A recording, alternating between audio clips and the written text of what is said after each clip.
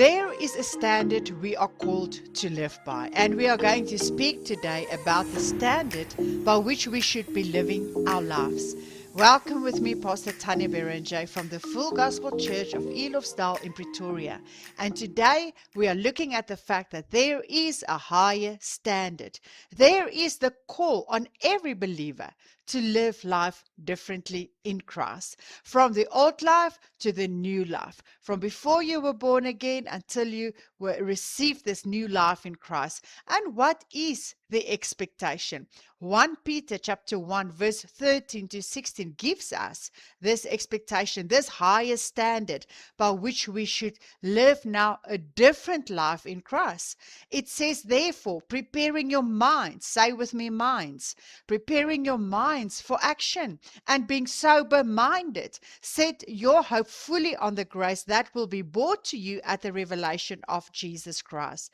Then it says, secondly, as obedient children, do not be conformed to the passions of your former ignorance, but as he who called you is holy, you also be holy in all your conduct, since it is written, you shall be holy, for I am holy. So the expectation that we see here is one of holiness. There is a standard that is set. There is an expectation that has been set as a child of God. There's an expectation upon your life. There is a demand. There is a requirement. There is a life that you step into when you receive Jesus Christ. And it is distinctly different from the life that you lived before you were born again. And we are going to look at 4 points over the next 2 weeks where we see that the ultimate goal of this life is a life of holiness. And please do not adopt the world's definition of holy. The world's definition of holy is irrelevant. The world's definition of someone who is holy is someone who's a wet blanket, someone who can't smile, someone who can't have fun, someone who can't live, someone who's half asleep, lethargic in stockings and wearing a feather in a hat on the head. And the world has a definition of holy that we as Christians need to redefine. And we are going to look at this definition over the next 2 weeks. But this is my goal. This is my destiny. This is my desire. This is what I'm pressing towards, in the words of the apostle, to live a life of holiness. So what is the first point? How do we live this life of holiness? Well, the first thing that he says, if you are in pursuit of holiness, is that you have to prepare your mind. Say with me, mind. So the first thing he says in 1 Peter 1 verse 13, he says, therefore, gird up the loins of your mind. In those days that Jesus walked the earth, while the apostles wrote these letters, men and women wore long robes that went all the way to the floor.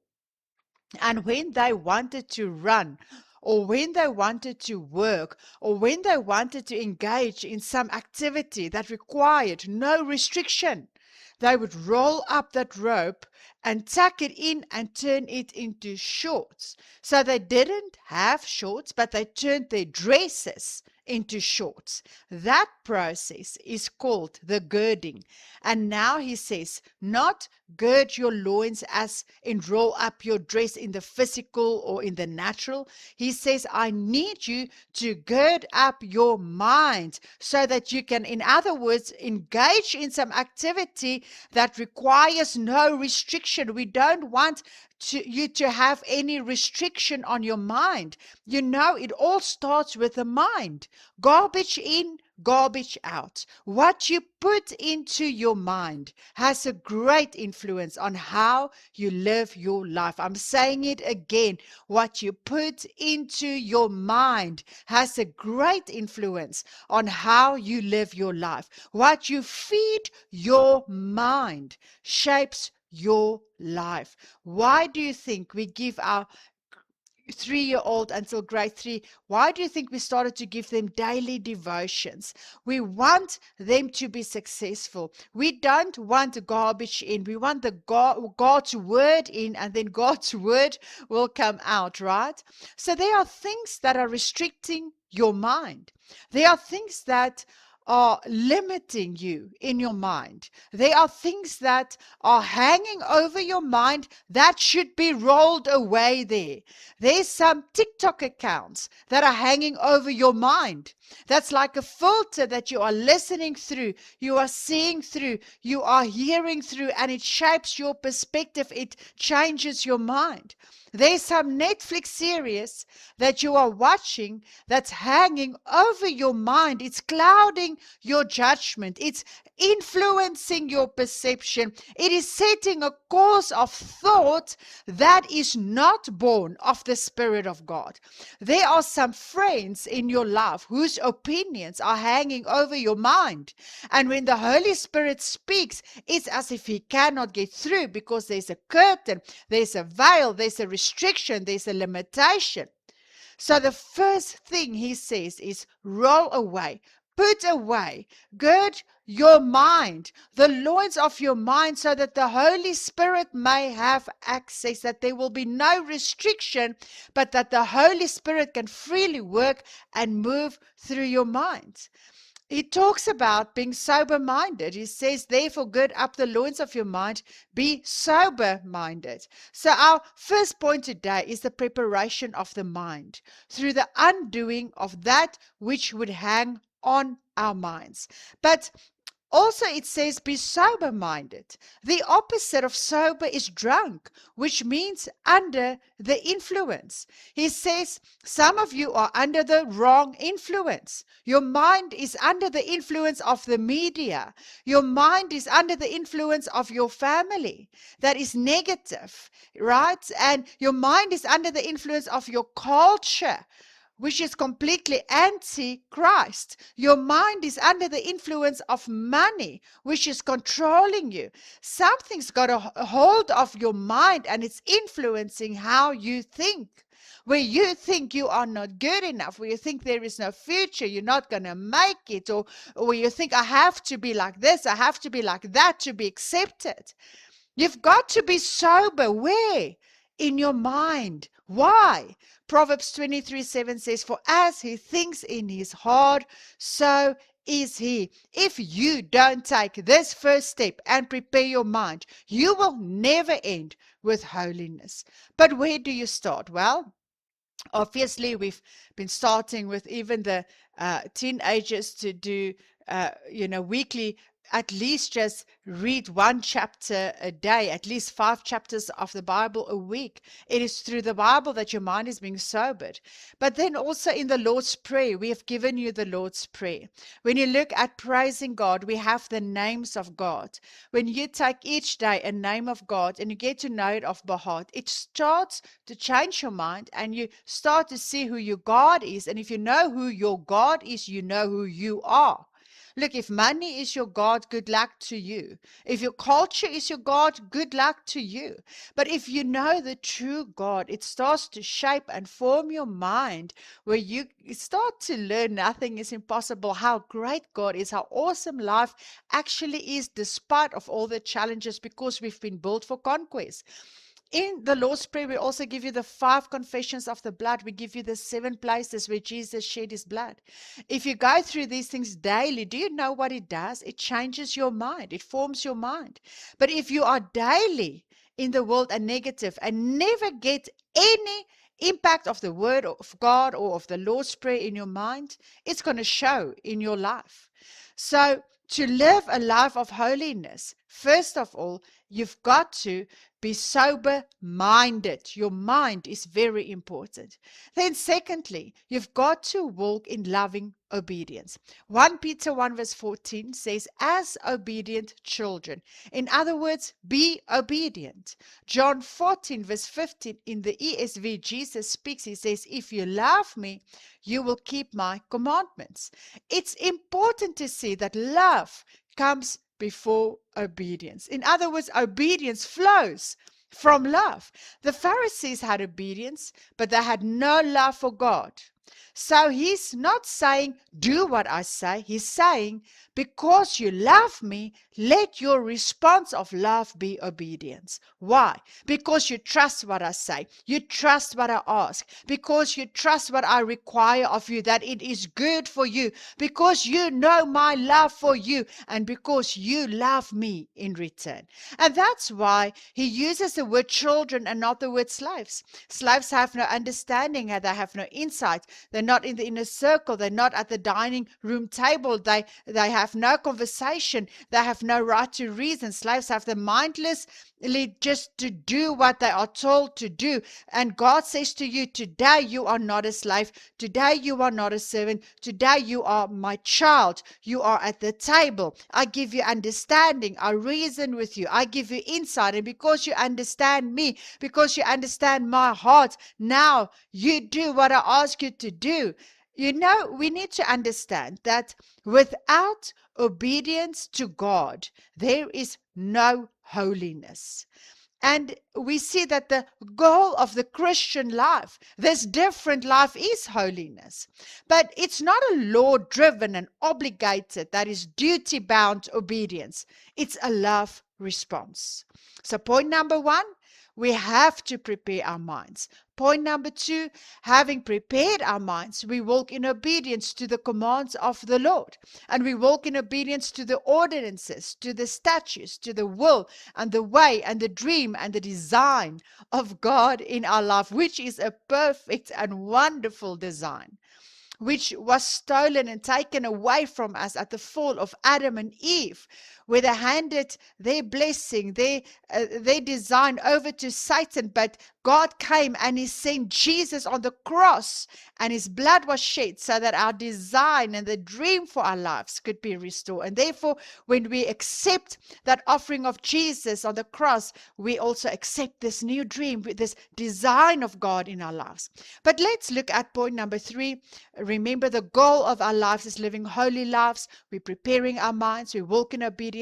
But then thirdly, we do not conform, or we do not slip back, because see, there's a reality of temptation within our lives. 1 Peter 1:14 in the ESV translation says, as obedient children, do not be conformed.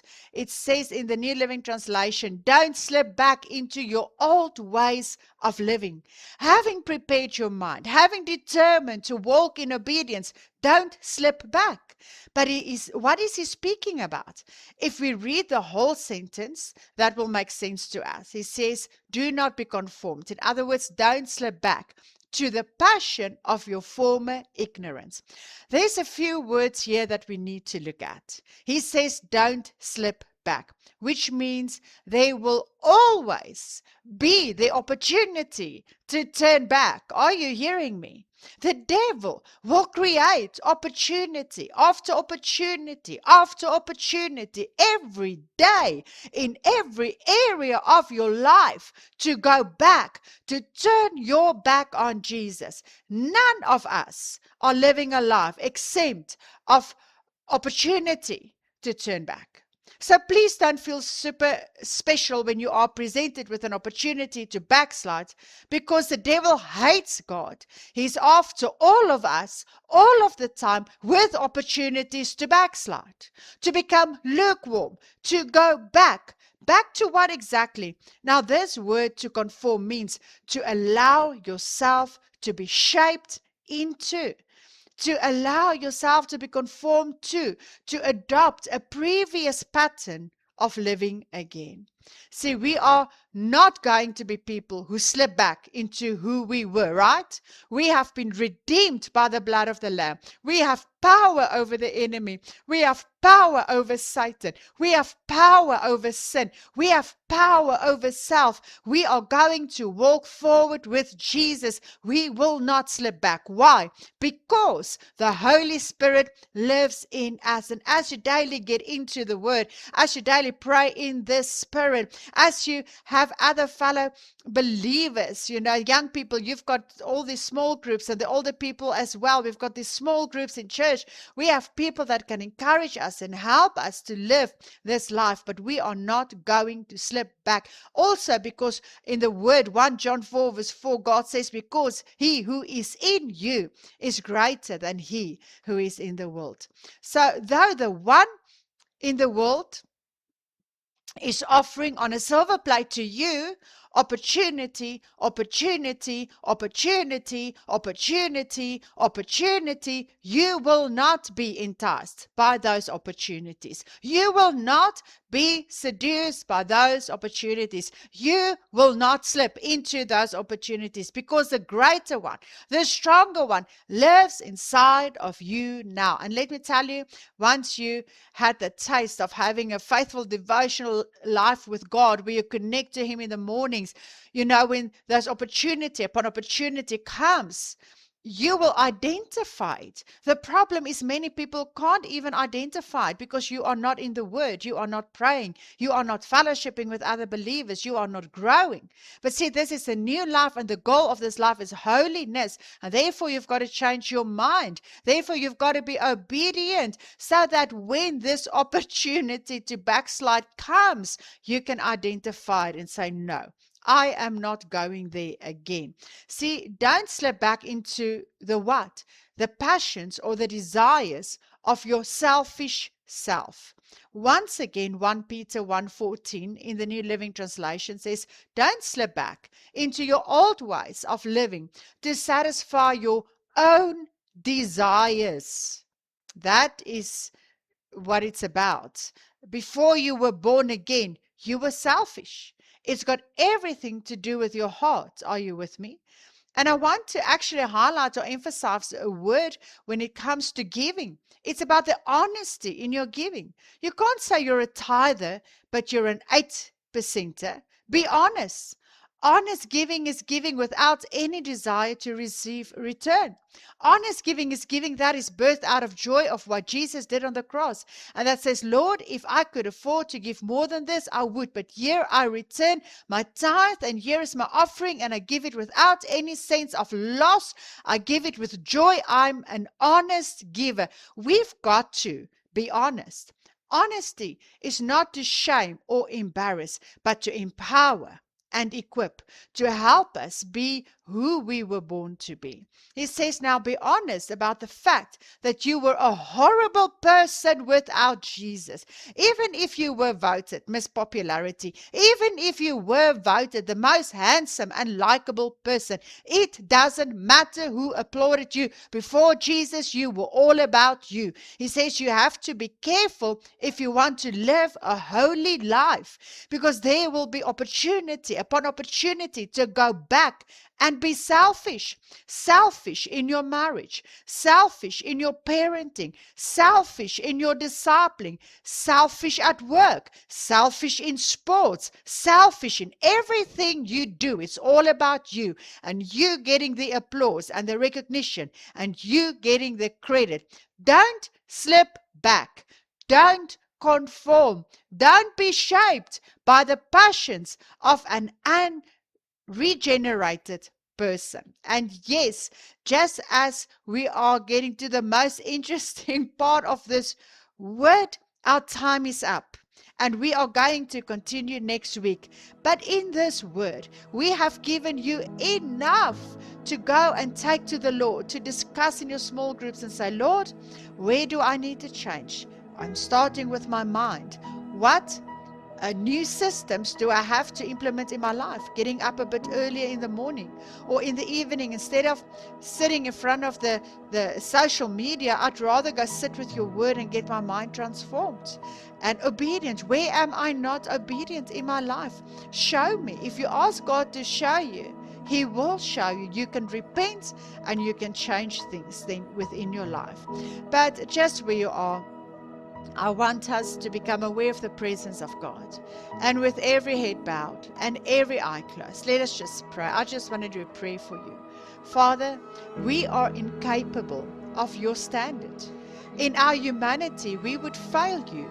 Even before we tried, we would already be dismissed. But thank you that you have given us your spirit, the spirit of triumph, the spirit of great conquest, the spirit of the champion himself. Jesus Christ lives in us. We thank you that we are well able, because of you, to uphold your standard. And so I pray for every person, I pray for every family. You know what we will be facing over the rest of the year. We pray that you will help us to be distinctly different without being judgmental and condescending, that the light of Christ may shine through us is our prayer. Lord, we raise our hands because we need your help, but we also raise our hands because confidently we know that you will help us. In Jesus' name, we will live holy because you, our God, is holy. Just there where you are, say with me, I am holy because he is holy. I can live holy because he lives in me. There is a standard, and I will live according to the power of the blood, the power of the word, the power of the Holy Spirit. In Jesus' name, amen and amen.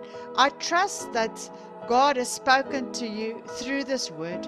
Please take the sermon notes, and every night work through the sermon notes and bring your contribution to the small group meetings. But as you go through the sermon notes, allow the Holy Spirit to speak to you, that we will not just be hearers of this word, right? But that we will also do this word. So we're looking forward to our next word on Mother's Day. Don't miss that. But in the meantime, God bless you, and may you grow from grace to grace to grace as you do what you have learned in this word. God bless you.